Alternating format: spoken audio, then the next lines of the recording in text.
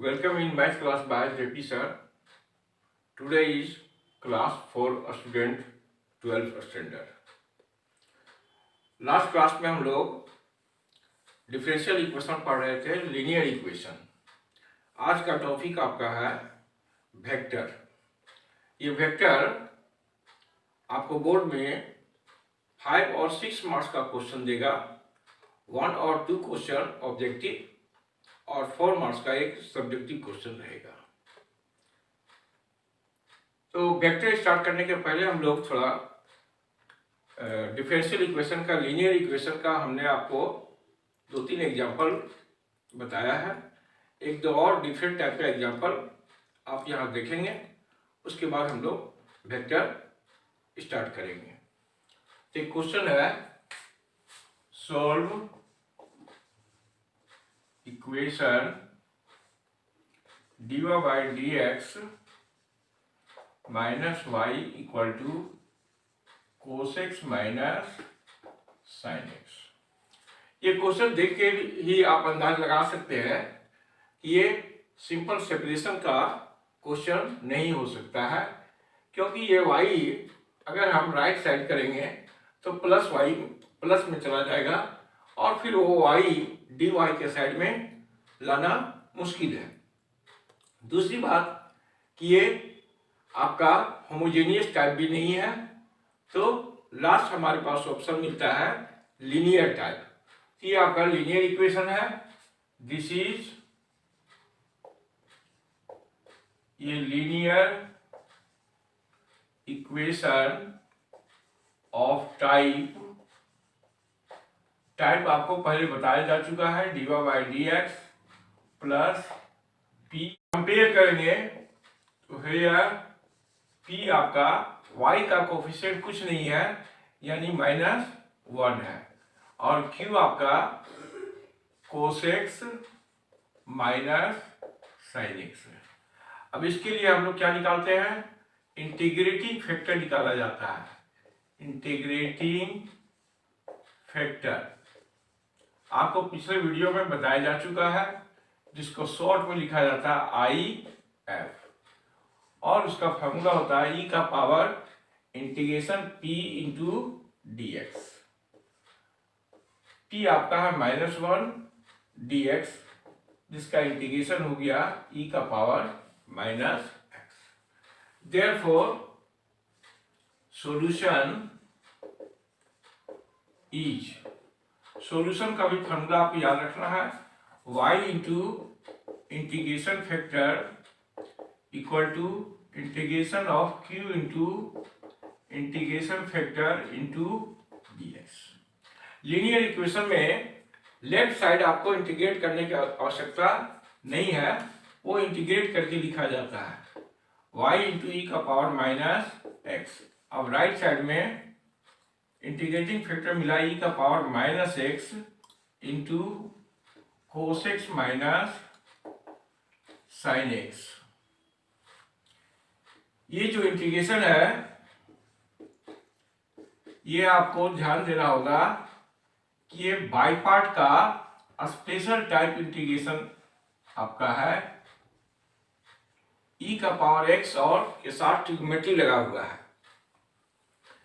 तो आपको यहां देखना है कि अगला फंक्शन जो cos x है, उसका यहाँ नेक्स्ट जो इंटीग्रेशन है -sin x। ये क्या दिया हुआ है, इंटीग्रेशन है या डिफरेंशिएशन?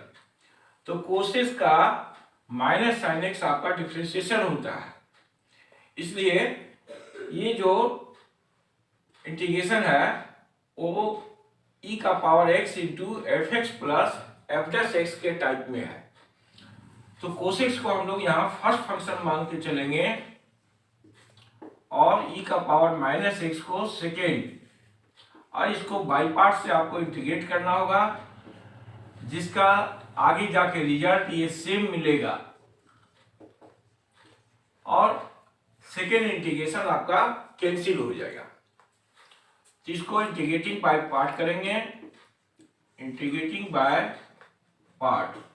इस तरह का क्वेश्चन आप इंटीग्रेशन बाय पार्ट का क्वेश्चन में देख चुके होंगे। First function integration of second minus D by D x of first into integration of second, और ये पूरे का क्या किया जाता है आप जानते हैं, डबल इंटीग्रेशन किया जाता है इंटू dx। ये आगे जो है उसको हम लोग नोट कर लेंगे।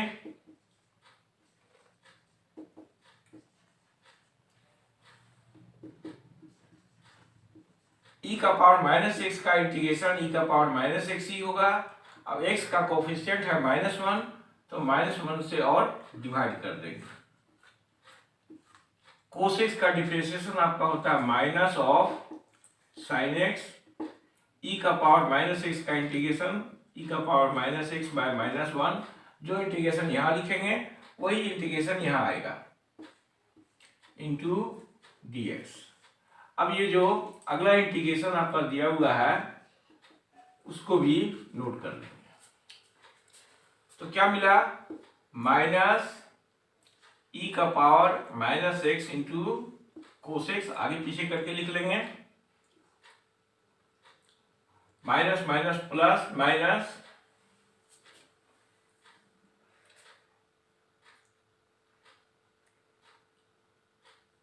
तो यहां 1 मिनट ध्यान देना पड़ेगा आपको कि अगर हम इसको फर्स्ट मान के चले तो आपका सेम साइन आ गया, सेम साइन आ गया, इसका मतलब सेकेंड इंटीग्रेशन आपका कैंसिल नहीं होगा। उसके लिए आपको ध्यान देना पड़ेगा, यहाँ e का पावर माइनस एक्स लगा हुआ है तो आपका एक नेगेटिव बढ़ेगा। इस अगर ये पॉजिटिव रहता e का पावर x, तब आप इसको फर्स्ट लेके चलते तो ये इंटीग्रेशन कैंसिल हो जाएगा। लेकिन यहाँ आप देखिए कि 3 माइनस मिलकर माइनस हो गया और यहाँ भी साइन माइनस है, तो इंटीग्रेशन कैंसिल नहीं होगा। इसलिए आपको थोड़ा ध्यान देना पड़ेगा कि cos x को हम लोग सेकेंड फंक्शन एज्यूम करके बढ़ेंगे।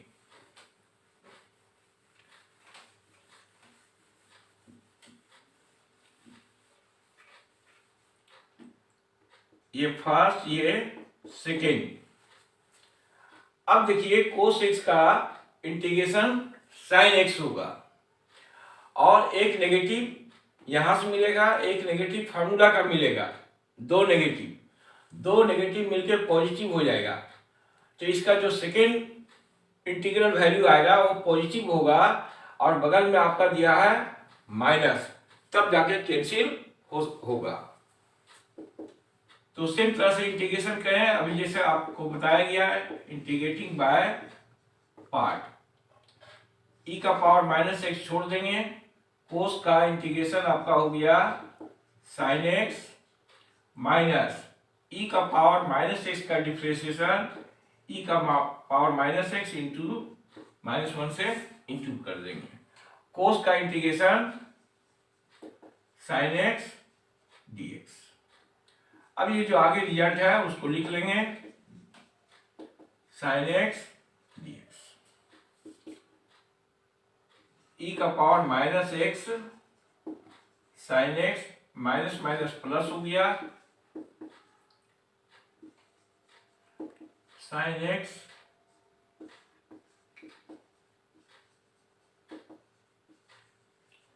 अब ये जाके कैंसिल होगा। तो इस तरह का क्वेश्चन जब रहे e का पावर x के साथ cos x minus sine x, cos x plus sine x, तो आप उसको फर्स्ट और सेकेंड मान करके आगे बढ़ेंगे, देख लेंगे कि इसका आगे में क्या दिया हुआ है। डिफरेंशिएशन है तो फर्स्ट लेके बढ़िए, इंटीग्रेशन है तो सेकेंड लेके बढ़िए। लेकिन यहाँ थोड़ा सा कंफ्यूजन इसलिए है कि बगल में e का पावर में माइनस एक्स लगा हुआ है जो एक नेगेटिव आगे बढ़ा देगा, इसलिए थोड़ा सा कंफ्यूजन हो सकता है। तो आप एक बार फर्स्ट लेके ट्राई कीजिए, अगर कैंसिल होता है तो ठीक है, नहीं कैंसिल होता है प्रोसेस को चेंज कर दीजिए, cos x को सेकेंड लेके आगे बढ़ेंगे। तो इस तरह से y इंटू ई का power minus x equal to e का power minus x sine x, एक क्वेश्चन लगा देंगे c, यही आपका आंसर कहलाएगा। यदि इसको शॉर्ट करना चाहते हैं तो e का पावर -x से डिवाइड कर दीजिए, y इक्वल टू हो जाएगा sin x, और ये पावर ऊपर चला जाएगा तो हो जाएगा e का पावर x। ये भी आंसर आपका कहलाएगा। यहाँ आप डिवाइड करके लिख सकते हैं, डिवाइडिंग बाय e का पावर -x, ये आंसर हो गया। एक और एग्जांपल हम लोग लिखते हैं डिफरेंट टाइप का। देखिए क्वेश्चन है 1 + x² dy + 2xy dx equal to cot x dx। अब देखिए ये आपको फर्स्ट नजर में लगेगा कि सिंपल सेपरेशन का हिसाब है। अगर आप dx को राइट साइड कर लेंगे तो क्या मिलेगा, 1 + x² dy equal to cot x dx minus 2xy dx, cot x minus 2xy dx 1 + x² dy। अब ये देखिए ये x का जो फंक्शन है उसको हम राइट साइड ला सकते हैं, लेकिन y का फंक्शन को आप लेफ्ट साइड नहीं ला सकते हैं, क्योंकि ये y जो है माइनस साइन से लगा हुआ है, यानी ये सिंपल सेपरेशन का हिसाब नहीं हो सकता है। तो आगे हम लोग बढ़ेंगे, dy को के साइड में dx ले जाएंगे और ये आपका हो गया cot x minus 2xy bye 1 + x²।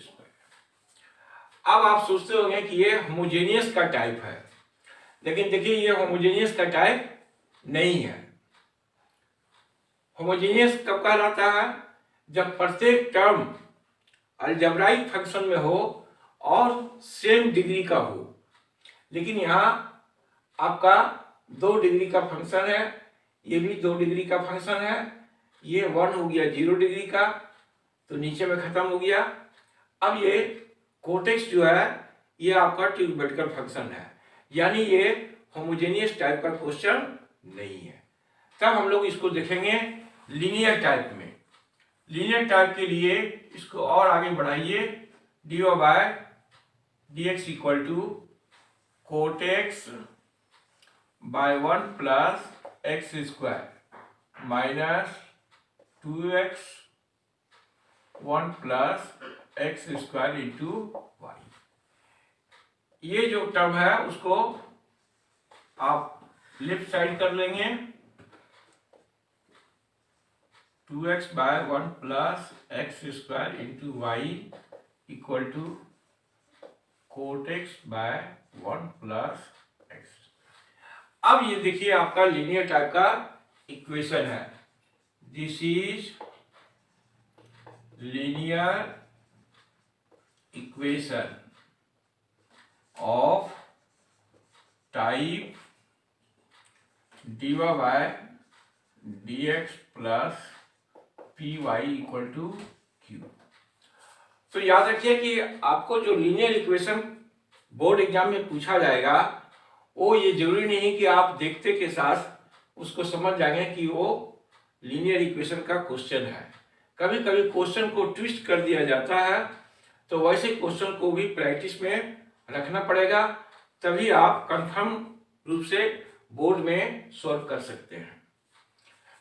तो p क्या है, यहाँ p आपका है y का कोफिशिएंट 2x बाय 1 + x², और q है ये cot x बाय 1 + x²। अब हम लोग इंटीग्रेटिंग फैक्टर निकालेंगे, e का power integration p dx, e का power 2x by 1 + x square. अब ये जो इंटीग्रेशन है ये आपका सिंपल इंटीग्रेशन नहीं है, ये सब्स्टिट्यूशन का क्वेश्चन है जो आपको ध्यान देना पड़ेगा। 1 प्लस एक्स स्क्वायर का डिफरेंशिएशन बगल में 2x dx है, तो ये 1/1 प्लस एक्स स्क्वायर का इंटीग्रेशन क्या मिलेगा, लॉग में लिखेंगे हम लोग, लॉग 1 प्लस एक्स स्क्वायर। अब आगे आपको बताया जा चुका है कि ई का पावर जब लॉग रहे तो दोनों को छोड़ दिया जाता है और इसका वैल्यू क्या होगा, ये होगा 1 प्लस एक्स स्क्वायर, यानी इंटीग्रेटिंग फैक्टर हमारा क्या मिला, तो 1 प्लस एक्स स्क्वायर मिला। Therefore solution is y into integrating factor equal to integration q into integrating factor into dx। Integrating factor आपका है 1 प्लस एक्स स्क्वायर, q है cot x by 1 plus x square into 1 plus x square dx। ये 1 plus x square का term cancel हो गया और आपका integration easy आ गया कोट एक्स dx। अब कोट का इंटीग्रेशन आपको मालूम होगा, ये होता है लॉग ऑफ साइन एक्स होता है।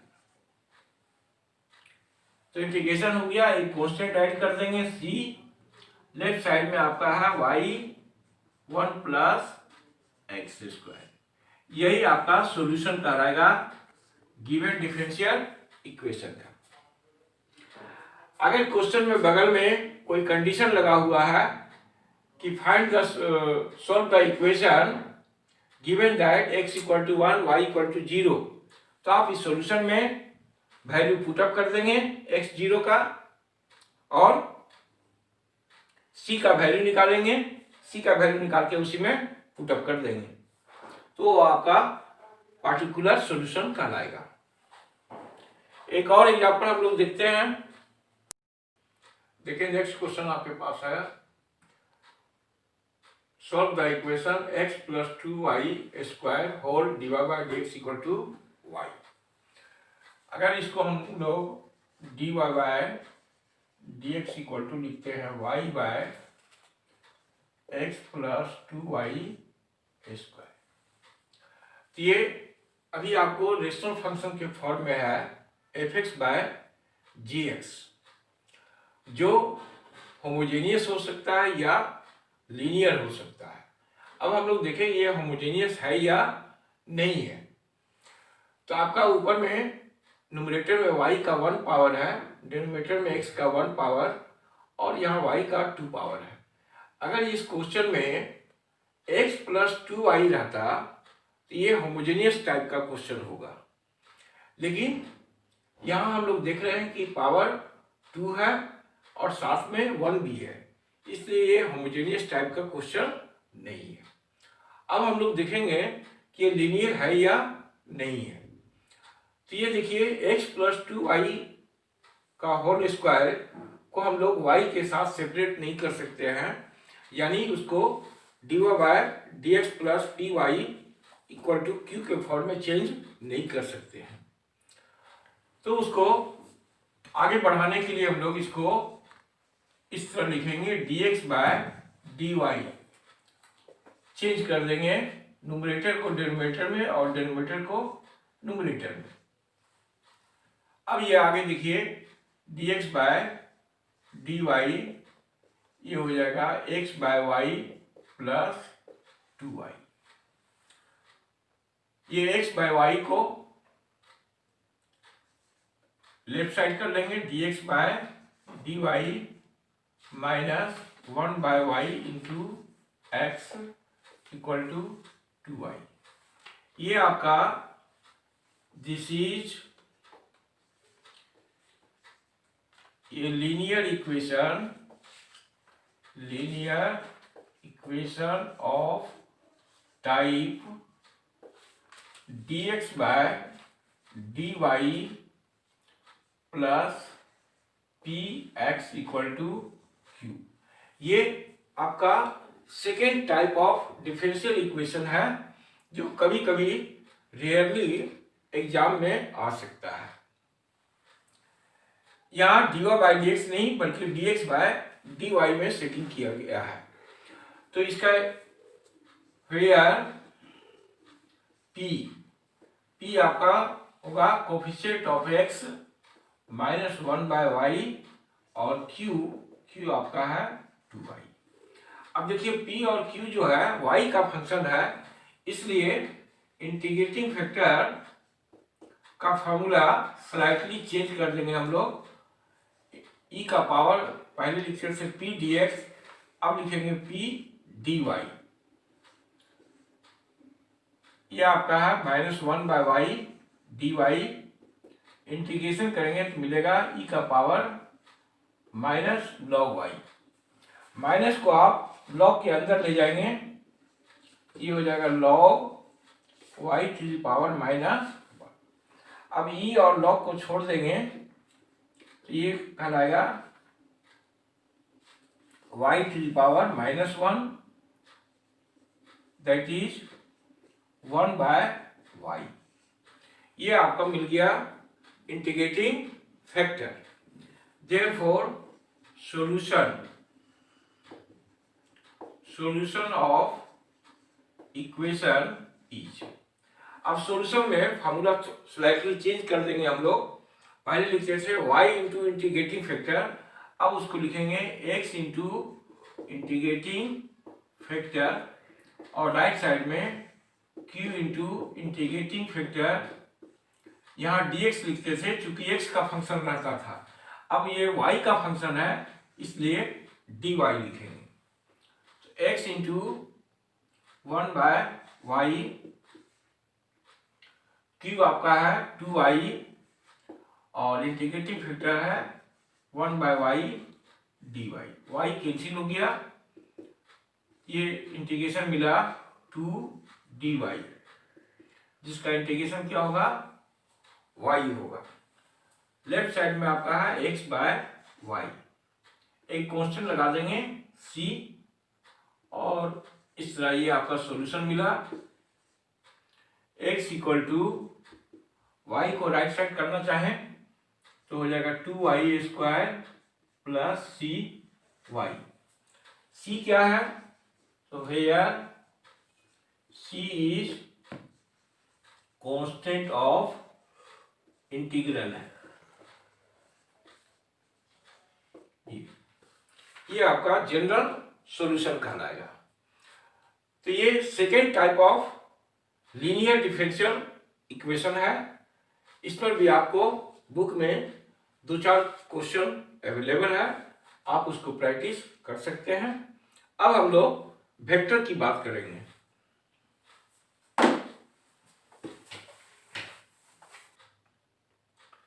देखिए हम लोग अब नेक्स्ट चैप्टर पढ़ने जा रहे हैं वेक्टर।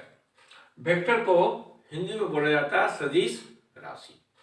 मैथमेटिक्स में आपको 2 तरह का क्वांटिटी होता है, एक स्केलर क्वांटिटी और दूसरा वेक्टर क्वांटिटी होता है। स्केलर क्वांटिटी, इसको हिंदी में कहते हैं हम लोग अदिश राशि।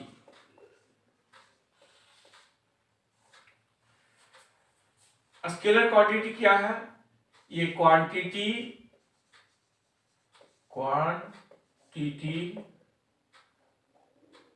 that has only magnitude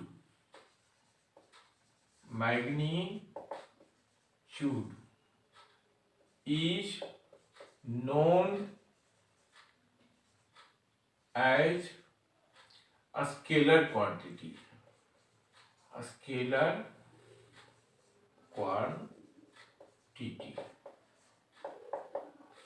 वह क्वांटिटी यानी वह राशि जिसमें सिर्फ मैग्नीट्यूड हो।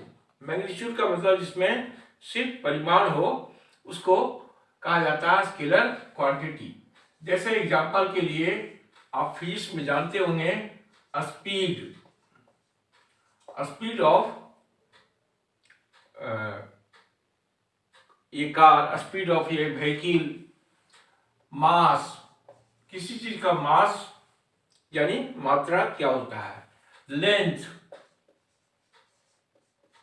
लंबाई। तो ये सब जो है स्पीड, मास, लेंथ, ये सब एग्जांपल है आपका स्केलर क्वांटिटी यानी अदिश राशि का एग्जांपल है। जैसे हम बात करते हैं कि गाड़ी का स्पीड 40 किलोमीटर पर आवर है, इसका मतलब गाड़ी अधिक से अधिक कितना स्पीड में चल सकती है, 40 किलोमीटर 1 घंटे में चल सकता है। अब उसको हम किसी भी डायरेक्शन में ले जाएंगे तो 40 किलोमीटर पर घंटा ही चलेगा। दूसरा है वेक्टर क्वांटिटी, वेक्टर क्वांटिटी जिसको कहा जाता है सदिश राशि।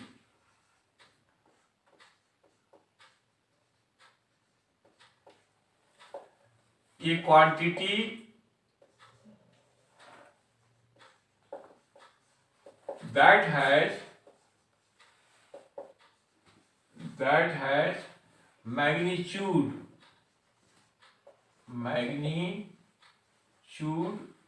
as well as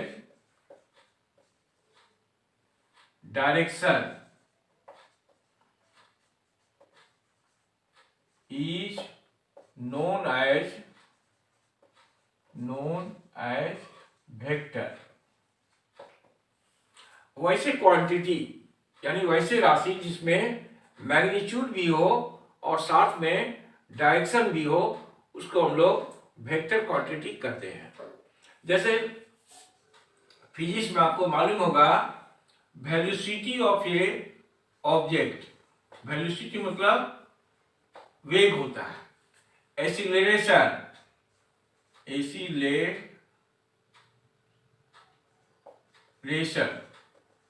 त्वरण, फोर्स मतलब बल होता है, मोमेंटम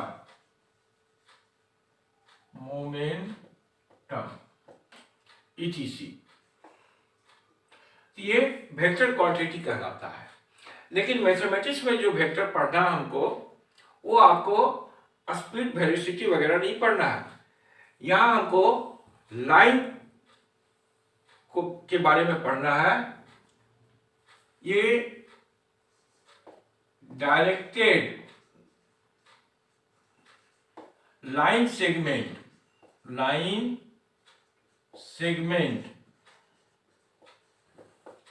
is known as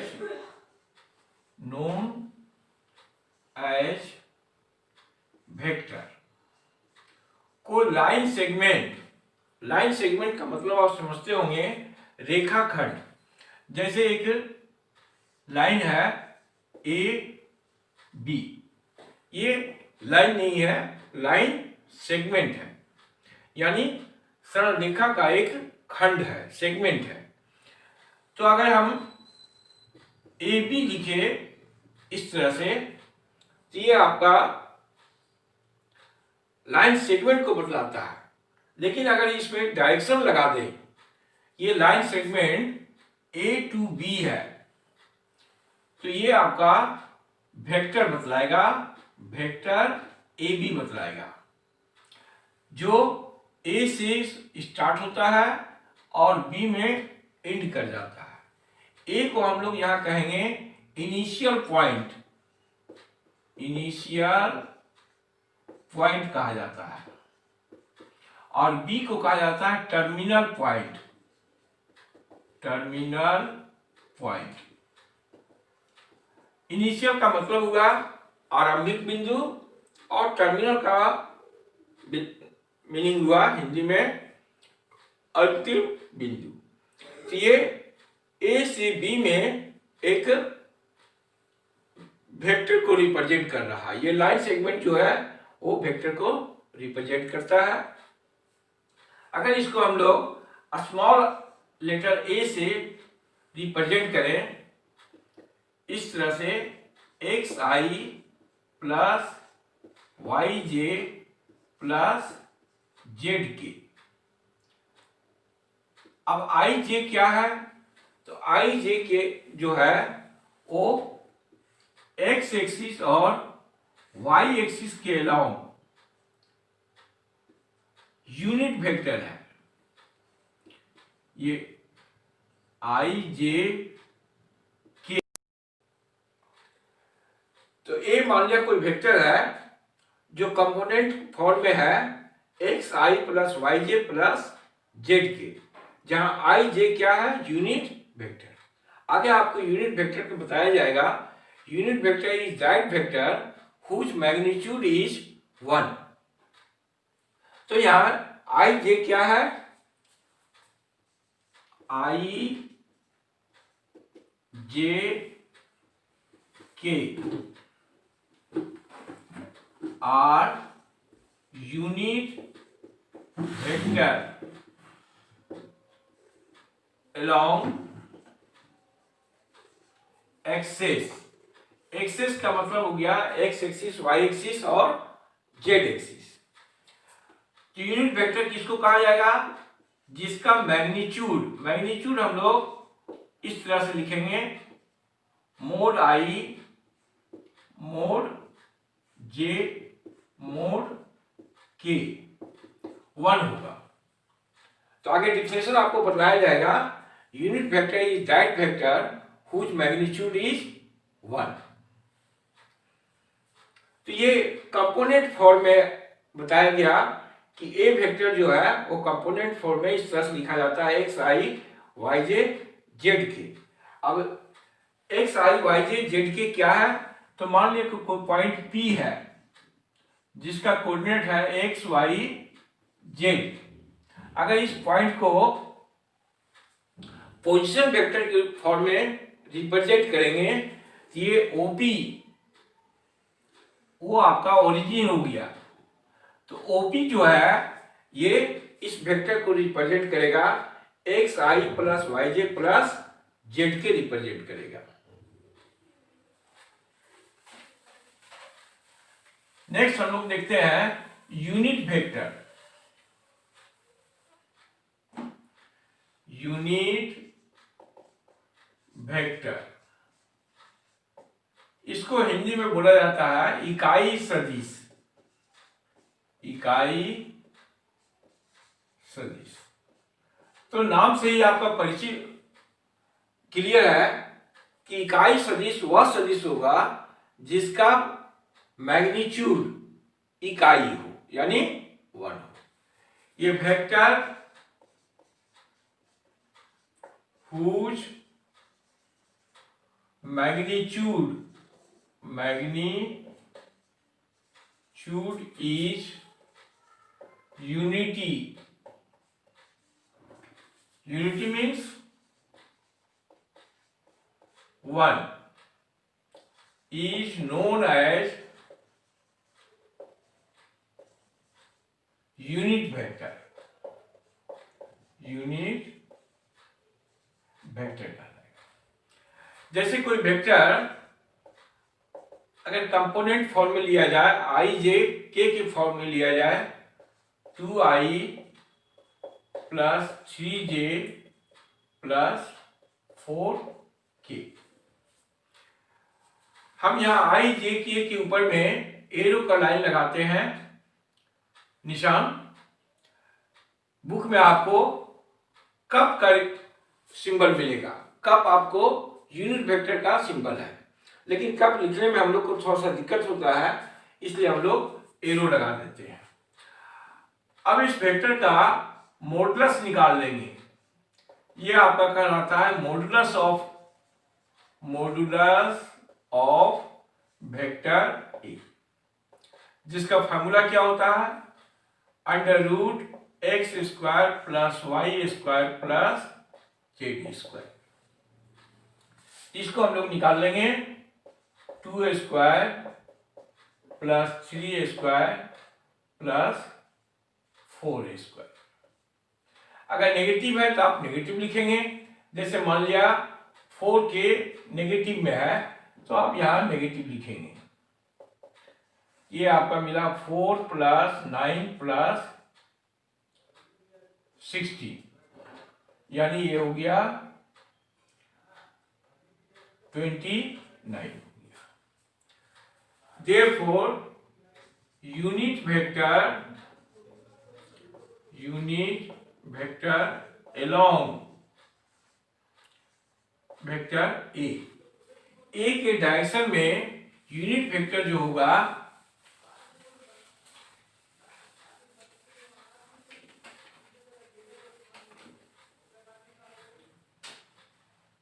उसको ए कब से रिप्रेजेंट किया जाएगा, और यूनिट वेक्टर क्या होगा, तो vector A by modulus of A.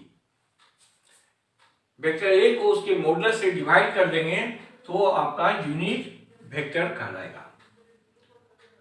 Modulus आपका मिला 1/√29 और वेक्टर आपका है 2i + 3j - 4j। तो इस तरह से ये जो वेक्टर मिला ये कहलाएगा यूनिट वेक्टर अलोंग ए के दिशा में इकाई सदिश कहलाएगा। आप इसको अलग अलग भी लिख सकते हैं, 2/√29i + 3/√29 - 4/√29 की। अब किसी वेक्टर का दो पार्ट होता है, एक को कहा जाता है डायरेक्शन रेशियो और दूसरा कहलाता है डायरेक्शन कोसाइन। तो ये जो वेक्टर दिया गया है a = 2i + 3j - 4 की, i j k का जो कोफिशिएंट होता है उसको वेक्टर का डायरेक्शन रेशियो कहा जाता है। डायरेक्शन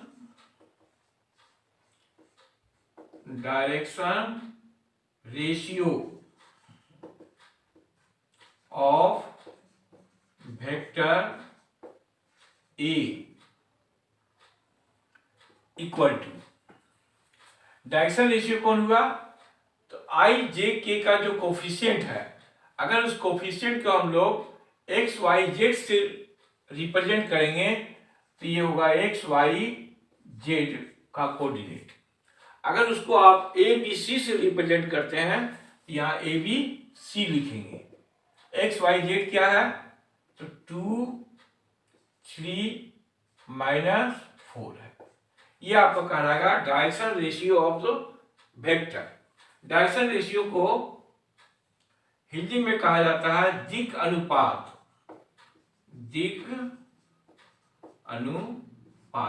कहा जाता है। दूसरा है direction cosine of vector A. Direction cosine को एल एम एन से लिखा जाता है, एल एम एन से लिखा जाता है, और तीनों का एडिशन जो होता है l square + m square + n square 1 होता है, वो यहीं से निकलता है। उसको भी आप याद रखिएगा। डायरेक्शन कोसाइन क्या है, तो यूनिट वेक्टर का जो कोफिशिएंट होता है उसे डायरेक्शन कोसाइन कहा जाता है। ये जो यूनिट वेक्टर का कोफिशिएंट आपका है इसको डायरेक्शन कोसाइन कहा जाएगा। 2/√29 3/√29 - 4/√29, ये आपका कहलाएगा डायरेक्शन कोसाइन, जिसको एल एम एन से रिप्रेजेंट किया जाता है। तो आपको ऑब्जेक्टिव क्वेश्चन में कोई वेक्टर दिया रहेगा और उस वेक्टर का डायरेक्शन रेशियो और डायरेक्शन कोसाइन निकालना पड़ता है। तो डायरेक्शन रेशियो तो वेक्टर को देख के आप लिख सकते हैं कोफिशिएंट को। अगर डायरेक्शन कोसाइन निकालना है तो मोड ए का वैल्यू निकाल लेंगे, यानी ए का मॉडुलस निकाल लेंगे, और जो मॉडुलस आएगा उससे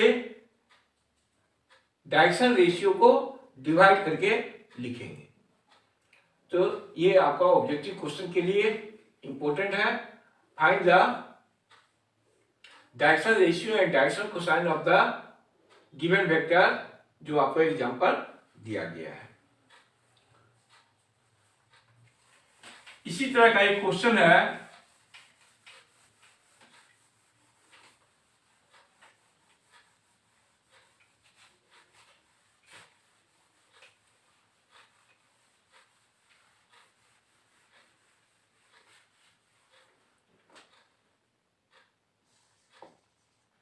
फाइंड ये vector in direction of vector a equal to 3i minus 4j whose magnitude is 7 unit.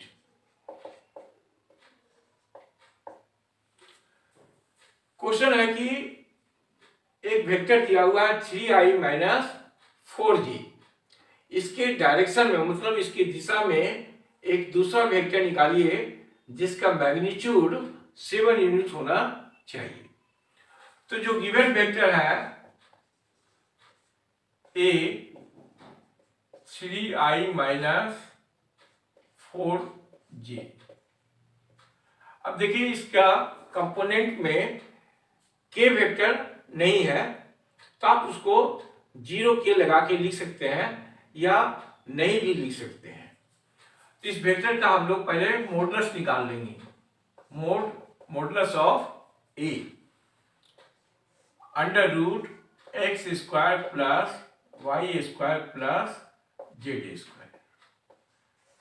X आपका है 3, वाई है -4 और जेड यानी के का कंपोनेंट नहीं है, तो जेड आप 0 लिख सकते हैं।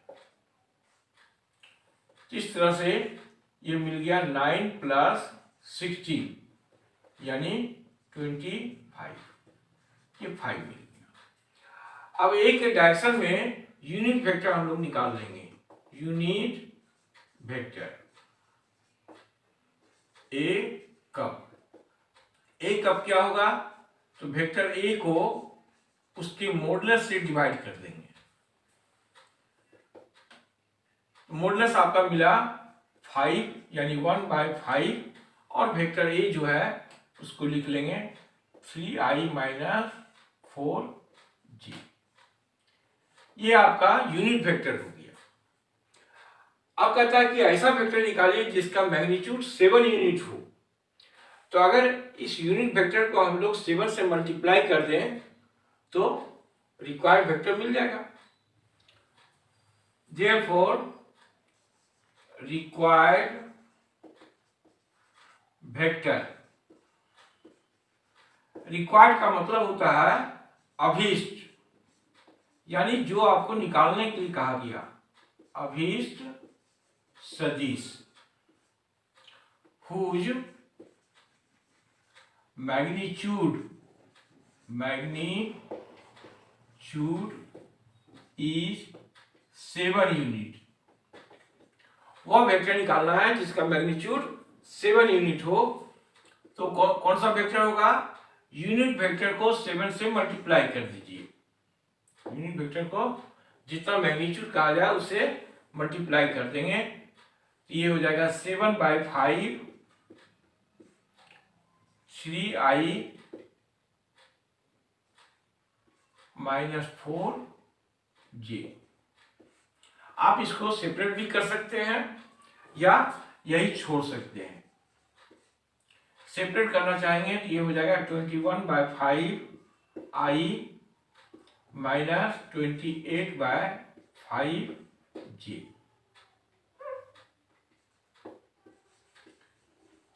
ये कहलाया कि दिए गए वेक्टर के दिशा में वैसे वेक्टर निकालना जिसका मैग्नीट्यूड अलग से दिया हो।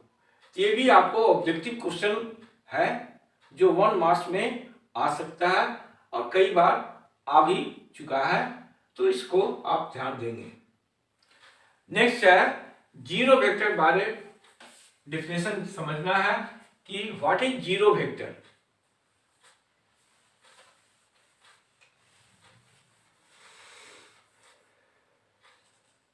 जीरो वेक्टर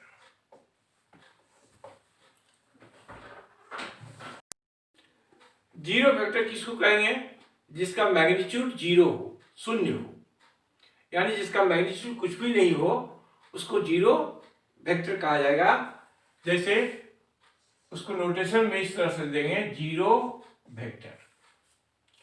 डिफिनेशन क्या है कि zero vector is that vector whose initial point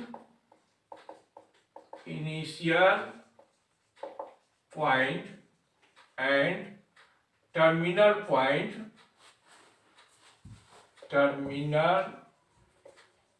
point are same। अगर कि कोई वेक्टर मान लिया ए बी है, ये वेक्टर आपका ए बी है। अगर ए और बी इनिशियल पॉइंट और फाइनल पॉइंट या टर्मिनल पॉइंट सेम हो जाए तो वैसे वेक्टर को हम लोग क्या कहेंगे? जीरो वेक्टर कहेंगे, यानी पॉइंट वेक्टर कहेंगे। जैसे ए आपका इनिशियल पॉइंट भी ए है, टर्मिनल पॉइंट भी ए है, तो ये आपका जीरो वेक्टर का एग्जाम्पल कहलाएगा। इसको हम लोग इस तरह भी लिख सकते हैं, जीरो वेक्टर लिख सकते हैं।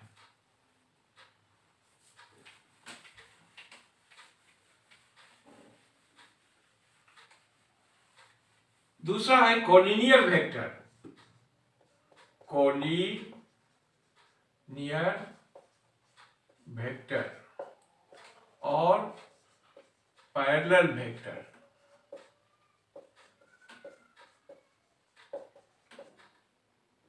कोलिनियर का मतलब होता है संरेख। एक सरल रेखा पर स्थित वेक्टर को कोलिनियर वेक्टर कहेंगे। उसको इस तरह हम डिफाइन कर सकते हैं, collinear vector is that vector whose initial points are same। Collinear vectors are those vectors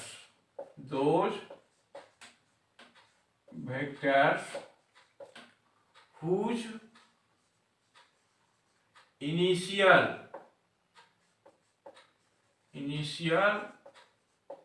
point is same, जिसका इनिशियल पॉइंट सेम हो। जैसे एक वेक्टर लिया गया ए बी और दूसरा वेक्टर लिया गया बी सी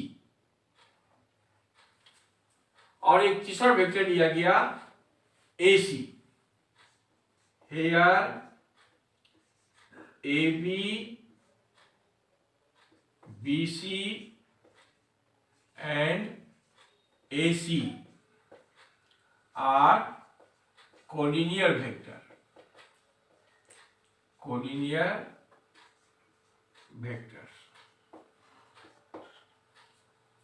तीनों वेक्टर जो है वो एक ही पॉइंट से इनिशिएट कर रहा है, ए से ए बी इनिशिएट कर रहा है, ए से बी सी इनिशिएट कर रहा है, और आपका बी सी जो है उसी लाइन के पैरेलल लाइन से इनिशिएट कर रहा है, इसलिए A B B C A C collinear vector कहलाएगा। लेकिन जब हमको प्रूव करना होगा कि 3 पॉइंट्स आर कोलिनियर, तो 3 पॉइंट्स आर कोलिनियर प्रूव करने के लिए आपको आगे प्रॉब्लम मिलेगा जिसमें हम ये शो करेंगे AB plus BC equal to AC। AB plus BC vector अगर AC वेक्टर के इक्वल आ जाए तो हम इसको कहेंगे कि पॉइंट ABC आर कोलिनियर। ये if AB plus BC equal to AC, then point A, B and C are collinear। Collinear का मतलब होता है संरेख। इस तरह का आप क्वेश्चन कोऑर्डिनेट ज्योमेट्री में पढ़ चुके होंगे 11th क्लास में, वहां कोऑर्डिनेट से प्रूव करना है। लेकिन आपको यही क्वेश्चन मिलेगा आगे जाके कि so that point A B C are collinear, तो आपको वेक्टर से प्रूव करना है A B plus B C equal to A C. Simple proof. इसी को हम लोग डॉट प्रोडक्ट से भी प्रूव करेंगे, इसी को आगे जाके हम लोग क्रॉस प्रोडक्ट के माध्यम से भी प्रूफ करेंगे। तो ये आपका है जीरो वेक्टर और कोलिनियर वेक्टर। आगे आपका होता है लाइक एंड अनलाइक वेक्टर होता है। तो बहुत सा टाइप है, एक एक करके हम लोग देखेंगे और उस पर बेस क्वेश्चन देखेंगे।